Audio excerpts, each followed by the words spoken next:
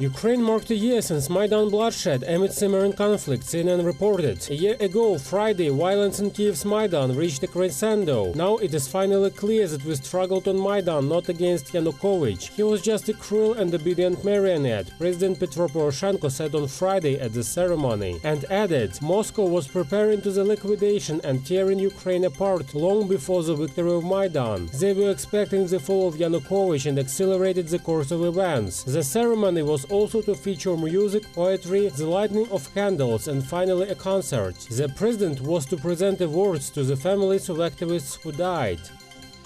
The Washington Post reports a bomb killed 2 people on Sunday at a march in the city of Kharkiv commemorating the first anniversary of the ouster of former President Viktor Yanukovych, and Ukrainian officials said Russia was behind the attack. The attack is the latest in a string of bombing in Kharkiv over the past few months. Ukrainian officials called the bombing an act of terrorism. Markian Lubkivsky, a spokesman for the National Security Service, said that the alleged perpetrators of Sunday's bombing had been trained in Russia and that their bomb had been made in Russia. The Kremlin did not comment on the Kharkiv attack on Sunday.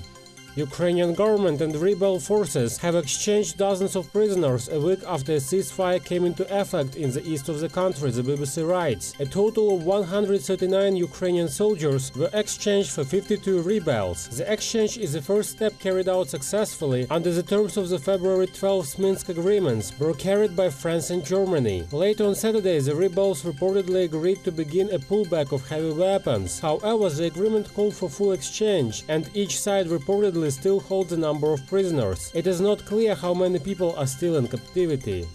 The Guardian reports also that Ukrainian President Viktor Yanukovych has controversially spoken out from self-imposed exile in Russia, promising exactly a year after he fled Kiev to return to Ukraine. Yanukovych's interview with Russia's state-owned Channel 1 was his first public appearance since he gave 2 bizarre press conferences in Rostov-on-Don in February and March 2014. As soon as it's possible, I will come back and do everything in my power to ease people's lives. The main task now is to stop the war, said Yanukovych, who is despised across much of Ukraine, viewed as corrupt Russian puppet by his opponents and as a coward by his former supporters.